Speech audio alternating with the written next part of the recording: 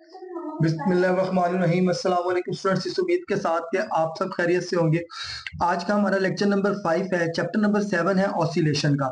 MD cat के हवाले से लेक्चर सीरीज है और इस सीरीज में इससे पहले हम तीसरा पांचवा चैप्टर कवर कर चुके हैं। अच्छा स्टूडेंट्स, आज चैप्टर 7 के इंपॉर्टेंट कॉन्सेप्ट को पहले देखते हैं। सबसे पहले तो देखिए ऑसिलेटरी मोशंस किसे कहते हैं। To and fro motion about its mean position हमारे पास ऑसिलेटरी मोशन कहलाती है। इसमें आप सब जानते हैं कि जब बॉडी अपनी मीन पोजीशन के टू एंड फ्रो आगे और पीछे मूव करे, जैसे आप झूला झूलते हैं तो वो मोशन ऑसिलेटरी मोशन कहलाती है। काइनेटिक मॉलिक्यूलर थ्योरी हमें क्या बताती है? काइनेटिक मॉलिक्यूलर थ्योरी बताती है कि सॉलिड, लिक्विड और गैसेस में तमाम पार्टिकल्स अपनी ही पोजीशन पे रहते हुए आगे पीछे मूव करते हैं, स्पेसिफिकली सॉलिड और लिक्विड में। तो हम उसकी मोशन को बोलते हैं कि ये ऑसिलेटरी मोशन है। इन्हें वाइब्रेटरी मोशंस का नाम भी दिया जाता है। अच्छा, ऑसिलेटरी मोशंस में एक मोशन होती है पीरियोडिक मोशन। पीरियोडिक मोशन हम उसे कहते हैं जिसमें बॉडी एक खास टाइम इंटरवल के बाद अपनी मोशन को रिपीट करती है। ठीक है, अगर एक बॉडी दो पॉइंट्स के दरमियान में मूव कर रही है, ये उसकी मीन पोजीशन है और ये उसका दूसरा एक्सट्रीम पोजीशन है। बॉडी अपना एक ऑसिलेशन 1 सेकंड में मुकम्मल करती है और अगले सेकंड में अपनी इसी मोशन को दोबारा से रिपीट करती है। तो हम इसकी मोशन को बोलेंगे कि ये पीरियोडिक मोशन है। ये मैथ स्प्रिंग सिस्टम की एग्जांपल भी हो सकती है और ये बॉल और बाउल सिस्टम की भी एग्जांपल हो सकती है। अगर आप एक बॉल में टॉप के ऊपर एक बाउल में बॉल को ड्रॉप करें तो ये बॉल टू एंड फ्रो क्या करेगा? मूव करेगा 3 डिफरेंट पोजीशंस के ऊपर। तो इसकी मोशन भी क्या कहलाएगी? आपके पास पीरियोडिक मोशन कहलाएगी। नेक्स्ट डेफिनेशन है हमारे पास रीस्टोरिंग फोर्स की।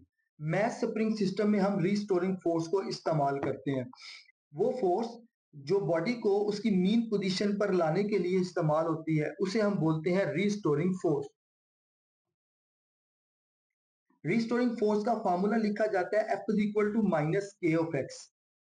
फोर्स पर यूनिट एरिया, फोर्स पर यूनिट डिस्प्लेसमेंट, अगर ये एक्स दूसरी तरफ जाकर डिवाइड हो जाए तो फोर्स पर यूनिट डिस्प्लेसमेंट को हम कहते हैं स्प्रिंग कांस्टेंट के।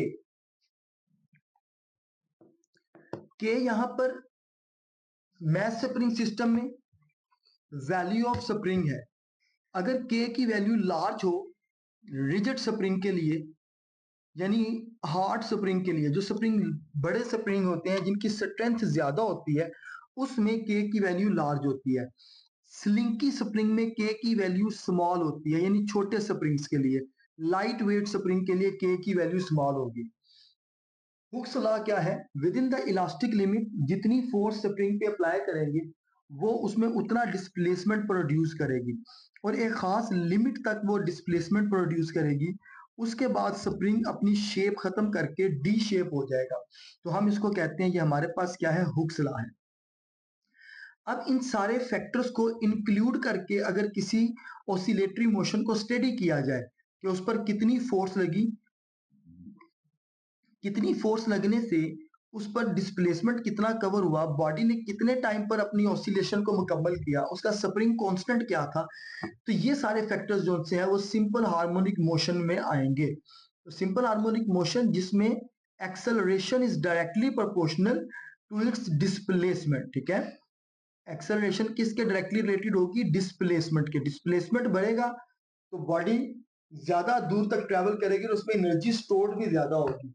इसी तरह जब वहां से उसको लीव करेंगे तो उसकी मूव करने की वेलोसिटी में चेंज आएगा और वेलोसिटी में चेंज एक्सेलरेशन में चेंज आता है।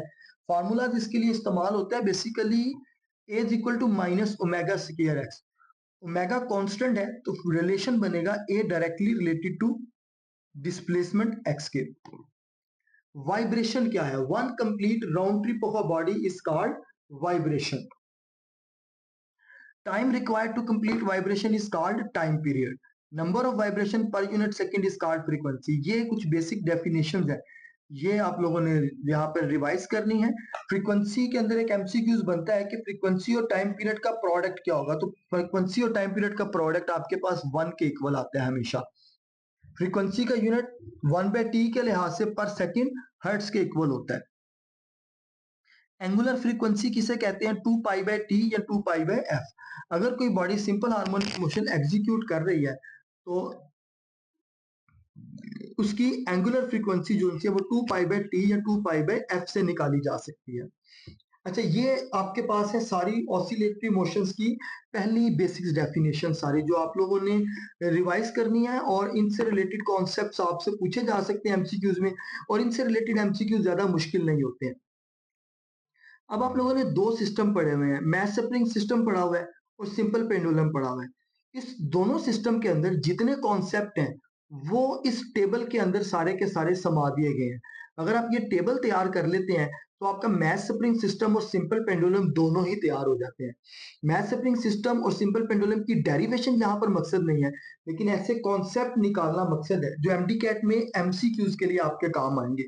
तो दोनों के लिए इनके जो पॉइंट्स हैं वो सेम रहते हैं, वो चेंज नहीं होते। तो सबसे पहले तो देखिए एक्सट्रीम पोजीशन ए पर डिस्प्लेसमेंट क्या होगा।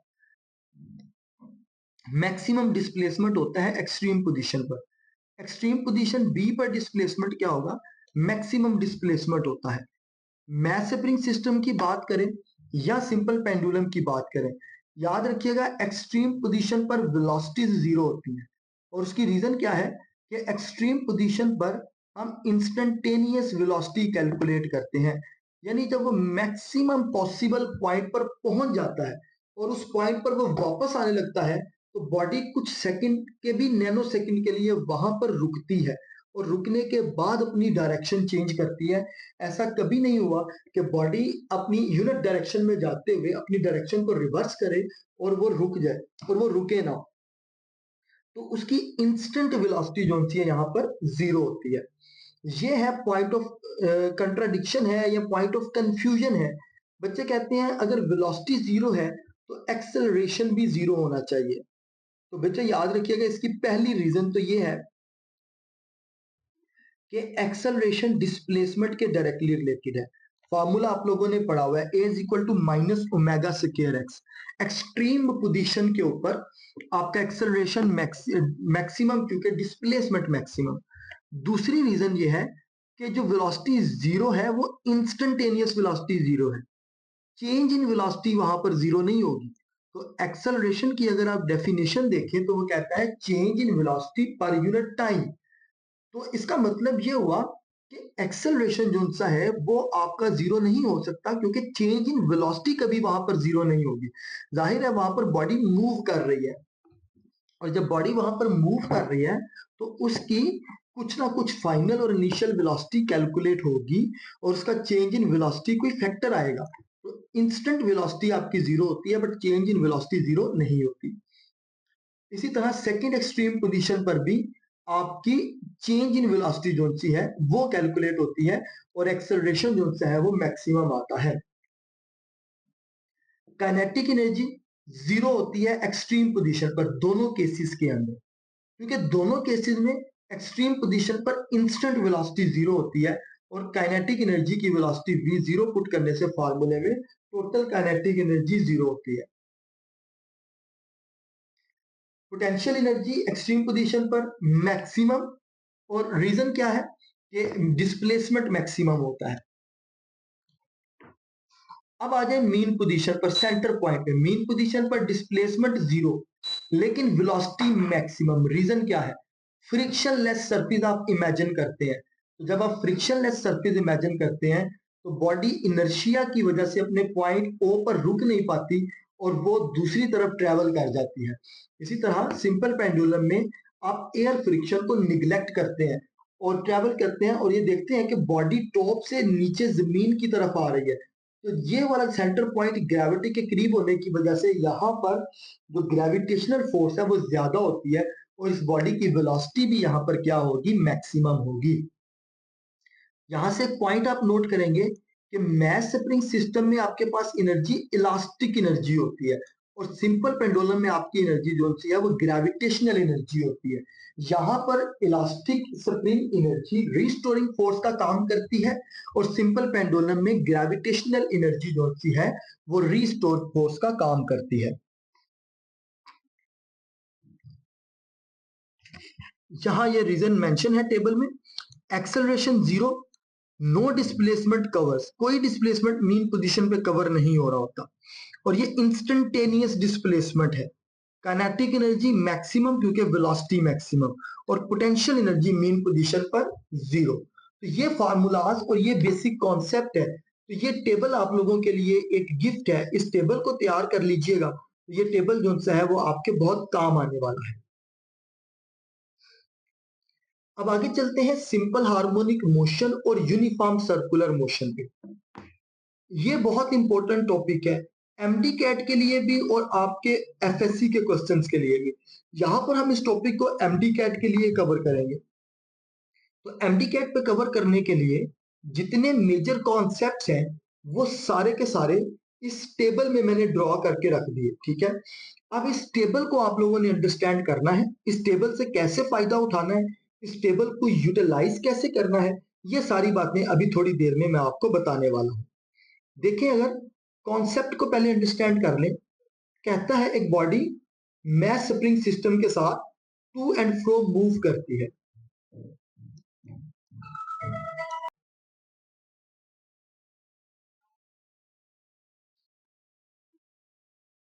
मीन पोजीशन से ए पर और बी पर ये पार्टिकल मूव करता है मैस स्प्रिंग सिस्टम। इसी के पैरेलल एक पॉइंटर एन है। ये पॉइंटर एन सर्कल के साथ मूव करता है। ये ऑब्जेक्ट सर्कल में मूव करता है और ये पॉइंटर एन इस मैस स्प्रिंग सिस्टम के साथ कंपैरेटिवली अप एंड डाउन होता है। तो वो कहता है कि सर्कुलर में मूव करती हुई बॉडी और सिंपल हार्मोनिक मोशन का मैस स्प्रिंग सिस्टम दोनों एक जैसे हैं। तो मीन पोजीशन जो सी है उस पर डिस्प्लेसमेंट कैसे कैलकुलेट होगा, x naught sine of theta से। X naught sine of theta. अब यहां पर अगर आपको याद हो तो मुकम्मल एक डेरिवेशन आप बच्चों ने की होगी चैप्टर नंबर 7 में, तो वो आप लोगों ने बड़े अच्छे तरीके से तैयार करनी है। एमडी कैट में सिर्फ फार्मूलाज याद रखेंगे। आगे चलें। मीन पोजीशन पर इंस्टेंट वेलोसिटी क्या होगी, वी नोट कोस थीटा, और वी नोट आपके पास एक्स नोट ओमेगा के इक्वल होता है। इंस्टेंट वेलोसिटी क्या होती है, acceleration sorry, a is equal to minus a naught sine of theta. यहां पर नेगेटिव एक्सेलरेशन, मीन पोजीशन पर बॉडी हमेशा वापस आती है, इस चीज को रिप्रेजेंट करता है कि बॉडी जो सी है वो डिस्प्लेसमेंट को कवर करके हर हाल में मीन पोजीशन पर ही वापस आती है। अब दोनों एक्सट्रीम पोजीशंस पर फार्मूला सेम है। वो फार्मूलाज क्या है, x is equal to x naught sine omega t, omega की वैल्यू 2 पाई बाय एफ। इसी की एक फॉर्मेट ऐसे भी है, f की जगह पर 1 बाय टी पुट करेंगे तो formula x naught sine 2 pi by capital t into t बन जाएगा। एक्सट्रीम पोजीशन के लिए ये दो फार्मूलाज हैं। इंस्टेंट वेलोसिटी क्या होती है, v is equal to omega under root x naught square minus x square. ये वाला फार्मूला भी इस्तेमाल होता है और ये ऊपर वाला फार्मूला भी इस्तेमाल होता है, दोनों एक दूसरे की डेरिवेशन है। और एक्सट्रीम पोजीशन पर जो एक्सेलरेशन है वो a is equal to minus a naught यानी मैक्सिमम एक्सेलरेशन और sine of theta, x naught omega square यहाँ पर मैक्सिमम एक्सेलरेशन है। ये रिलेशन आप लोगों ने सारे प्रूव किए हुए हैं।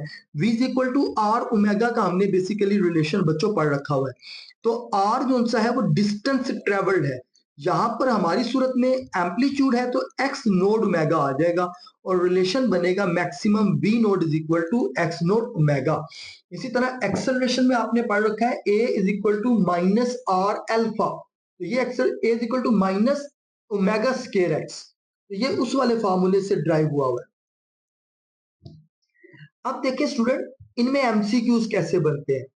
बेटा इनमें एमसीक्यूज बनते हैं, आपको डिफरेंट एंगल्स प्रोवाइड किए जाते हैं, यानी एक मैं यहां पर सॉल्व कर देता हूं और बाकी जो है उसके लिए आप टेक्स्ट बुक को देखेंगे।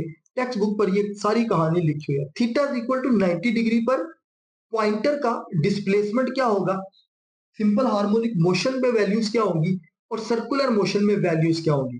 तो सबसे पहले तो इंस्टेंट डिस्प्लेसमेंट मालूम करें। साइन 90 जीरो होता है तो आपका डिस्प्लेसमेंट क्या आ जाएगा, जीरो। डिस्प्लेसमेंट के ऊपर आपकी एक्सट्रीम आपकी वेलोसिटी क्या होती है, मैक्सिमम, तो cos 90 की वैल्यू 1 होती है तो आपकी वेलोसिटी का आंसर v नोड के इक्वल आ जाएगा। और एक्सेलरेशन भी क्या होगा आपका, साइन 90 जीरो। सेंटर पॉइंट पर मैथ स्प्रिंग सिस्टम में एक्सेलरेशन जीरो होता है तो आपका साइन 90 जीरो होने की वजह से एक्सेलरेशन क्या होगा, जीरो होगा। अब आप इससे पीछे वाली स्लाइड पर जाएं, तो ये देखें आपका मीन पोजीशन पर एक्सेलरेशन जीरो, एक्सट्रीम पोजीशन पर एक्सेलरेशन मैक्सिमम। तो यही चीज आपने यहां फार्मूला से भी निकाल ली है कि एक्सट्रीम पोजीशन पर एक्सेलरेशन जीरो। अब इस एंगल से आप अपने पॉइंटर की पोजीशन भी डिफाइन कर सकते हैं। डिस्प्लेसमेंट जीरो का मतलब है कि बॉडी कहां पर मौजूद है, मीन पोजीशन पर मौजूद है। तो मीन पोजीशन की सारी वैल्यूज को भी यहां पर वेरीफाई करना है। अब बॉडी मीन पोजीशन पर है, एक्स की वैल्यू जीरो है, तो यहां पर वेलोसिटी कैसे कैलकुलेट हो सकती है। मीन पोजीशन पर अगर आपने वेलोसिटी निकालनी हो, इसी फार्मूले से निकल आएगी। एक्स की वैल्यू जीरो पुट करेंगे, अंडर रूट एक्स स्क्वायर इससे कट जाएगा, फिर एक्स नोट से कट जाएगा, तो एक्सट्रीम पोजीशन पर वैल्यू बी नोट के इक्वल आ जाएगी, यानी मैक्सिमम वैल्यू होगी मीन पोजीशन के ऊपर। और एक्सट्रीम पोजीशन की अगर बात करें तो हम एक्स की जगह पर पुट करेंगे एक्स नोट, और एक्स नोट के स्क्वायर को जीरो करेगा, तो ये सारा फैक्टर जीरो होकर आपकी नेट वेलोसिटी कितनी हो जाएगी, जीरो हो जाएगी। तो हमने यही बोला कि instant velocity at extreme position is equal to zero. अगर किसी बच्चे के जहन में ये सवाल भी पैदा होता है कि इंस्टेंट वेलोसिटी जो सी वो मीन पोजीशन पर कैसे जीरो होती है, तो वो इन फार्मूलाज के जरिए भी उसको जस्टिफाई कर सकते हैं।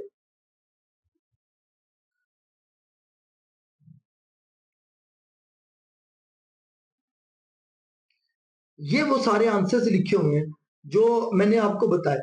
इंस्टेंटेनियस मीन पोजीशन पर डिस्प्लेसमेंट जीरो, एक्सट्रीम पोजीशन पर ये maximum. Instantaneous velocity mean position पर मैक्सिमम काइनेटिक और पोटेंशियल एनर्जी, काइनेटिक एनर्जी जो सी है वो मैक्सिमम होगी, पोटेंशियल एनर्जी जीरो होगी मीन पोजीशन पर, और एक्सेलरेशन भी क्या होगा, मीन पोजीशन पर जीरो होगा। एक्सट्रीम पोजीशन पर वेलोसिटी जीरो तो kinetic energy zero, displacement maximum तो पोटेंशियल एनर्जी मैक्सिमम, और एक्सेलरेशन भी एक्सट्रीम पोजीशन पर क्या होता है, मैक्सिमम, क्योंकि डिस्प्लेसमेंट मैक्सिमम है और एक्सेलरेशन डिस्प्लेसमेंट के ऊपर डिपेंड करता है। तो ये ऊपर वाली जो हमने इक्वेशंस पढ़ी ये उन सब के आंसर है। अब इसमें आपके पास एंगल्स बनते हैं 90 degree, 60 degree, 80 degree. Phase angle का कॉन्सेप्ट देख लीजिए। फेज एंगल बेसिकली यहाँ पर एंगल थीटा को कहते हैं। ये एंगल सर्कुलर मोशन में मूव करती हुई बॉडी की पोजीशन को, डिस्प्लेसमेंट को और डायरेक्शन को डिफाइन करता है कि किस बॉडी पर पोजीशन क्या होगी और उसका डिस्प्लेसमेंट क्या होगा। थीटा की वैल्यू अगर पुट करें 0 से 90 के दरमियान में तो पहला क्वाड्रेंट बनता है। अगर थीटा की वैल्यू 90 से 270 के दरमियान है तो दूसरे क्वाड्रेंट में डिस्प्लेसमेंट बनता है। अगर थीटा की वैल्यू 90 से 270 के दरमियान है तो तीसरे डिस्प्लेसमेंट में आता है, और अगर 270 से 360 डिग्री है तो चौथे क्वाड्रेंट के अंदर ये वैल्यूज बनती हैं। उसके बाद आते हैं कॉम्बिनेशन ऑफ स्प्रिंग। इससे रिलेटेड एमडी कैट में सवाल आते हैं कॉम्बिनेशन, क्योंकि ये किताब में कई मेंशन नहीं है लेकिन आपको ये पूछे जाते हैं सवाल एमडी कैट में, तो ये नोट कीजिएगा। सीरीज के अंदर अगर स्प्रिंग जुड़े हो तो उनके रिलेशंस क्या होते हैं, अगर पैरेलल में रिलेशंस जुड़े हो तो उनके रिलेशंस क्या होते हैं, स्प्रिंग्स जुड़े हो। अच्छा, ये रेजिस्टेंस के ऑपोजिट है। रेजिस्टेंस में सीरीज में जुड़े हो तो वैल्यूज K1 प्लस K2 मिलाकर इक्विवेलेंट रेजिस्टेंस बनती है, लेकिन यहां पर इक्विवेलेंट रेजिस्टेंस सीरीज की 1 over equivalent is equal to 1 over K1 plus 1 over K2 है। के इक्विवेलेंट अगर निकालना है तो उसका शॉर्टकट मेथड क्या है, product of series divided by sum of series, ये शॉर्टकट मेथड है। दो स्प्रिंग कांस्टेंट का प्रोडक्ट करें, उनका सम करें, डिवाइड करें तो के इक्विवेलेंट की वैल्यू आ जाएगी। अगर एक जैसे स्प्रिंग लगे हुए हैं तो आपके पास के इक्विवेलेंट की वैल्यू बनती है K divided by n K equal. इसको आप 1 over K equivalent is equal to n over K भी लिख सकते हैं, ये भी उसी फार्मूले की फॉर्मेट है। लेकिन पैरेलल के लिए ये वो फार्मूला इस्तेमाल होता है जो आप रेजिस्टेंस में सीरीज के लिए पढ़ते हैं, यानी उलट है। तो पैरेलल में जो एक इक्विवेलेंट है वो K1 प्लस K2 के बराबर होता है, और N के लिए ये किसके बराबर होगा, N ऑफ K के लिए बराबर होगा। तो इन दो फार्मूलाज को याद रखिएगा। ज्यादातर सिमिलर स्प्रिंग्स के लिए केसेस आते हैं। आगे चल के स्लाइड में एक एमसीक्यूज पास्ट पेपर का है, वो जब मैं आपके साथ डिस्कशन करूंगा तो ये स्प्रिंग सिस्टम वाला टॉपिक आपको क्लियर होगा कि इक्विवेलेंट में अगर पैरेलल के स्प्रिंग कांस्टेंट की सीरीज के साथ रेशो निकाली जाए तो वो n स्क्वायर के बराबर होती है।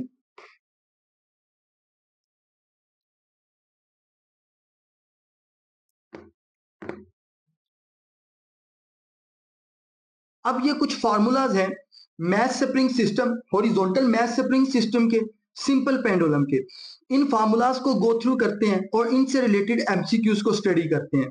मैथ स्प्रिंग सिस्टम की वेलोसिटी का formula v is equal to omega under root x naught square minus x square. ये रिलेशंस आप लोगों ने हॉरिजॉन्टल मैथ स्प्रिंग सिस्टम के टॉपिक में कवर किए हुए हैं। ओमेगा की वैल्यू अगर पुट करें तो under root k by M आती है। यहां से एक्स नोट कॉमन लें तो ये वैल्यू इसी तरह बनती है x naught under root k by m into 1 minus x square divided by x naught का स्क्वायर। एक्स नोट यहाँ पर मैक्सिमम डिस्प्लेसमेंट है। मीन पोजीशन पर एक्स जीरो पुट करेंगे तो आपकी वैल्यू जो सी है वो एक्स नोट ओमेगा के इक्वल आ जाएगी। एक्सट्रीम पोजीशन पर यहाँ एक्स नोट पुट करेंगे 1 माइनस 1 जीरो, तो v आपके पास जीरो आएगा। तो इस तरह से आपसे वेलोसिटीज इंस्टेंट कैलकुलेट करने को कहा जाता है। सेम यही फार्मूला रिप्लेस होगा सिंपल पेंडुलम के लिए, लेकिन जो कांस्टेंट ओमेगा है उसकी वैल्यू g बाय एल की इक्वल आ जाएगी। इन एमसीक्यूज में एक एमसीक्यूज की जो टाइप है वो इस चीज को लेकर है कि अब देखें मैथ स्प्रिंग सिस्टम में जो वेलोसिटी है वो मैस और स्प्रिंग कांस्टेंट के ऊपर डिपेंड कर रही है। अगर स्प्रिंग कांस्टेंट 2 टाइम्स इंक्रीज कर दिया जाए तो वेलोसिटी में चेंज कितना आएगा, अगर मैस 2 टाइम्स डिक्रीज कर दिया जाए तो वेलोसिटी में चेंज कितना आएगा। तो इंक्रीज पे आप स्प्रिंग कांस्टेंट में 2k पुट करेंगे, अंडर रूट 2 कॉमन आएगा तो total velocity under root 2 times बढ़ जाएगी स्प्रिंग कांस्टेंट के 2 टाइम्स बढ़ने से। और अगर mass under root 2 times decrease होता है तो आपकी टोटल वेलोसिटी जो सी है वो 1 ओवर अंडर रूट 2 को कॉमन लेंगे। ये मैस 2 टाइम्स डिक्रीज हो रहा है, मैस 2 टाइम डिक्रीज हो रहा है तो 2 से डिवाइड, तो अंडर रूट जो सा है वो बाहर निकलकर 1 over under root 2 under root 2 में कन्वर्ट हो जाएगा क्योंकि ये डिवाइड के नीचे डिवाइड है। तो आपकी जो वेलोसिटी है वो again under root 2 times increase कर जाएगी। तो ये एमसीक्यूज की टाइप है जिसको आपने ज़हन-नशीन रखना है। इसी तरह यहाँ पर जी की और लेंथ की वैल्यू वेरी की जा सकती है। चांद पर अगर ले जाया जाए सिंपल पेंडुलम को उठाकर तो वेलोसिटी पर असर क्या होगा। देखिए चांद पर जी की वैल्यू 1/6 होती है, तो यहाँ पर जी डिवाइडेड बाय 6 होगा, 1/6 कॉमन आएगा तो टोटल वेलोसिटी 1/6 टाइम रिड्यूस हो जाएगी। तो ये एमसीक्यूज की टाइप है जो इस किस्म के सवालात में आपसे पूछी जाती है। एक्सेलरेशन का फार्मूला हमेशा जो रेगुलर आप एक यूनिवर्सल फार्मूला इस्तेमाल करते हैं, omega square x minus sign जो है वो ऑपोजिट डायरेक्शन को रिप्रेजेंट करते हैं कि always body directed toward the mean position. Maximum acceleration कहां पर होगा और मिनिमम एक्सेलरेशन जीरो होता है। ये दो कंडीशन है। तो एक्सेलरेशन डिपेंड करता है एक्स नोड के ऊपर। अब एक्सेलरेशन इन फैक्टर्स के ऊपर भी डिपेंड करता है ओमेगा स्क्वायर के। एक्सेलरेशन इन फैक्टर्स पे भी डिपेंड करता है।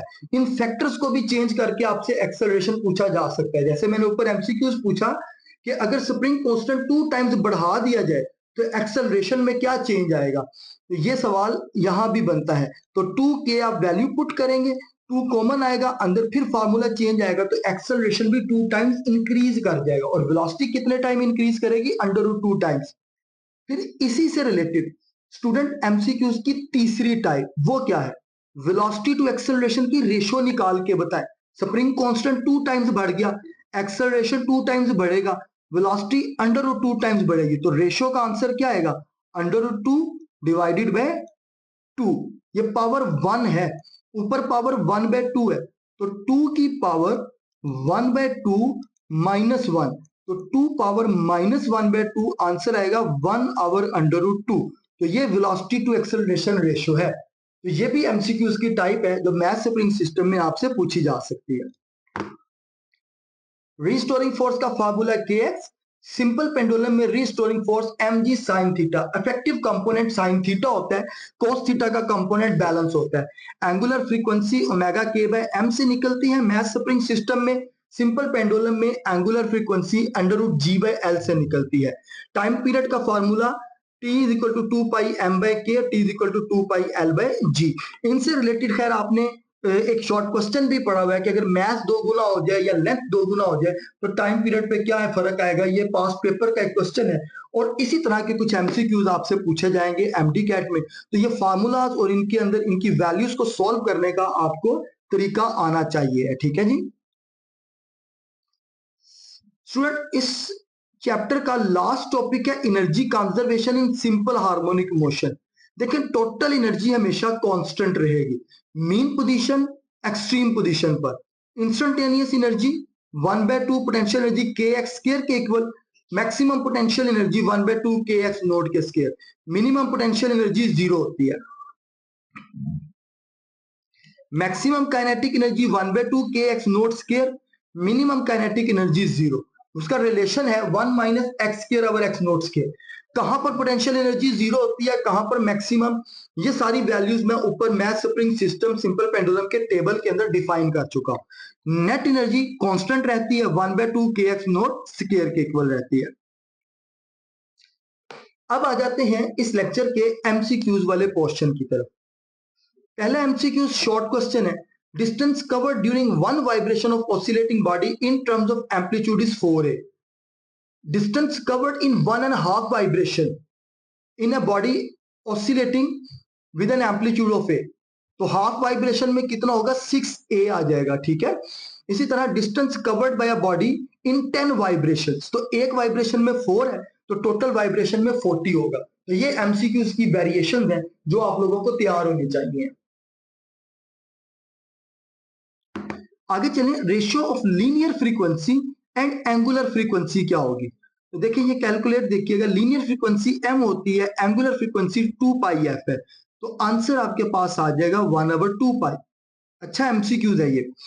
Distance covered by a body in one vibration is 20 centimetre, the amplitude of vibration will be, amplitude निकालना है, डिस्टेंस कवर गिवन है तो नंबर ऑफ वाइब्रेशंस को आप डिवाइड कर देंगे 4 से, क्योंकि एक वाइब्रेशन में टोटल 4 एम्पलीट्यूड होते हैं, तो 5 सेंटीमीटर इसका आंसर आ जाएगा। If a body vibrates 10 times in 2 seconds, what will be its frequency? तो number of frequencies per unit time होती है, तो 10 divided by 2 is equal to 5। Distance covered by body in wide vibration is equal to 20 centimeter. The amplitude of vibration will be, ये MCQs यहाँ पे repeat है, पहले discuss हो चुका है। आगे चलते हैं। A particle is executing simple harmonic motion has an acceleration of 6400 centimeter per second square. What its displacement in 4 centimeter? Its time period in second is, acceleration A given है 64 centimetre square, displacement given है तो omega is equal to 2 pi f, t is equal to 2 pi over omega, omega a is equal to minus x, a over x के equal, ये वही formula है a is equal to minus omega square x वाला। तो T time period आपने निकालना है तो 2 पाई की वैल्यू 3.14, एक्सेलरेशन की 10 power minus 2 basically centi prefix की वैल्यू लगाई है और 4 जो सा एक्स डिस्प्लेसमेंट आपको गिवन है, पाई बाय 2 इसका बाकी आंसर आएगा।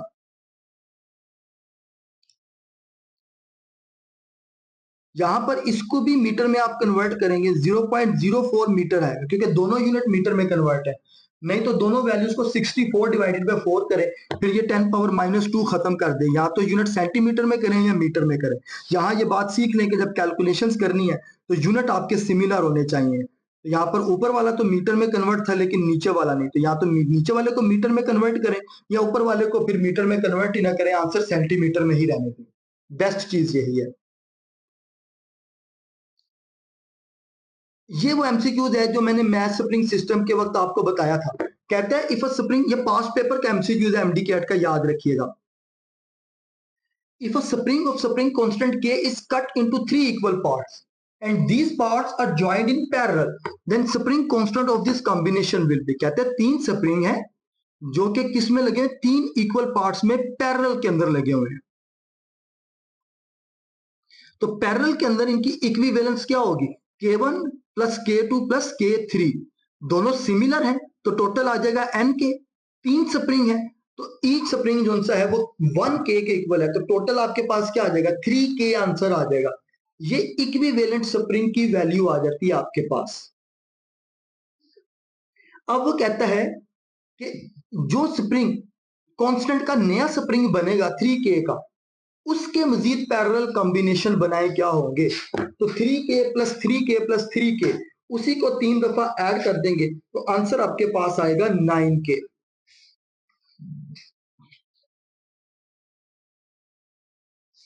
Two spring constant K1 and K2 are joint in series.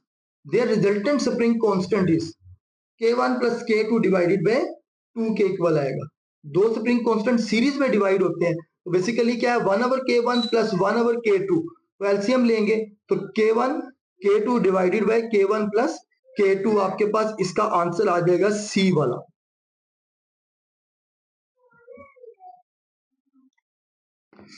Maximum acceleration of object is simple harmonic motion is 24 meter per second square and maximum velocity is 16 meter per second square. The amplitude of velocity is simple harmonic motion is,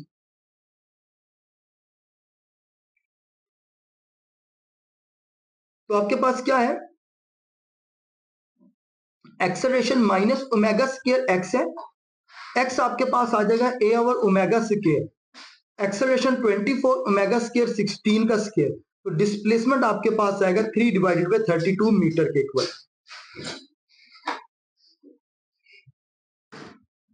10 MCQs है। अब spring block system is oscillating vertically with period t. If this system is taken to the moon, then its time period will be, देखिए मैंने आपको ये ऊपर MCQs discussion किया था कि मैथ स्प्रिंग सिस्टम का टाइम पीरियड t है और वो उठाकर मून पर ले जाया जाता है। तो बेसिकली क्या है कि मैथ स्प्रिंग सिस्टम की जो वैल्यू है वो g पर डिपेंड ही नहीं करती टाइम पीरियड की, वो मैथ और स्प्रिंग कांस्टेंट पर डिपेंड करती है, तो उसका टाइम पीरियड जो सा है वो रिमेन सेम रहेगा, टी का उसके ऊपर कोई इफेक्ट नहीं होगा। 11 MCQs है। If a stone rotating in a circle completes half revolution in 1 second, then projection on the wall completes 1 vibration. Simple harmonic motion बिल्कुल अपने मैथ स्प्रिंग सिस्टम के एनालोगियस है, वो आपने टॉपिक पढ़ा हुआ है simple harmonic motion and math spring system का, तो जो एक रेवोल्यूशन का टाइम है वही आपके पास मैथ स्प्रिंग सिस्टम का भी टाइम होगा and it remains 1 second. Maximum velocity of projection of particle moving in a circle with velocity 2 radian per second if diameter is 2 centimeter will be, तो x node आपके पास given है, velocity maximum given है, तो आपने क्या निकालना है, maximum velocity calculate करनी है। x 0 है मीन पोजीशन के ऊपर, omega angular velocity 2, maximum displacement given है 0.01 सेंटीमीटर। ये बेसिकली यहाँ पर देखिए डायामीटर गिवन है 2 सेंटीमीटर का। अब आपको क्या निकालना है, आपको निकालना है रेडियस, ठीक है, यानी एक एक्सट्रीम पोजीशन, फिर मीन पोजीशन और फिर एक्सट्रीम पोजीशन, तो डायामीटर गिवन है, इसका रेडियस निकालेंगे आप, ये 1 सेंटीमीटर आएगा। 1 सेंटीमीटर को अब आप मीटर में कन्वर्ट करेंगे, 100 पे डिवाइड करेंगे तो 0.01 आएगा, तो नेट वेलोसिटी आपके पास आ जाएगी 0.02। अगेन इसको कन्वर्ट कर देंगे सेंटीमीटर में तो आंसर आएगा सेंटीमीटर पर सेकंड के अंदर, क्योंकि एमसीक्यूज में आंसर सेंटीमीटर में गिवन है तो कैलकुलेशन आप सेंटीमीटर के साथ भी कर सकते हैं, कोई हर्ज नहीं है। लास्ट एमसीक्यूज है जी फेज। फेज एंगल किस चीज को बताता है, तो ऊपर हम डिफाइन कर चुके हैं, फेज एंगल इंस्टेंटेनियस डिस्प्लेसमेंट की मैग्नीट्यूड और डायरेक्शन दोनों को डिफाइन करता है, तो इसका आंसर आएगा बोथ ए एंड बी। ये कंप्लीट लेक्चर है जो इस चैप्टर का आपने तैयार करना है, बहुत सारे इंपॉर्टेंट पॉइंट है, एमसीक्यूज को लाजमी गो थ्रू कीजिएगा, बिकॉज बहुत सारे की पॉइंट्स जो चैप्टर में डिस्कशन नहीं किए जा सके वो एमसीक्यूज में आपके साथ शेयर किए गए हुए हैं। तो आज का ये लेक्चर हम यहाँ पर क्लोज करते हैं, नेक्स्ट लेक्चर हमारा चैप्टर नंबर 8 का होगा।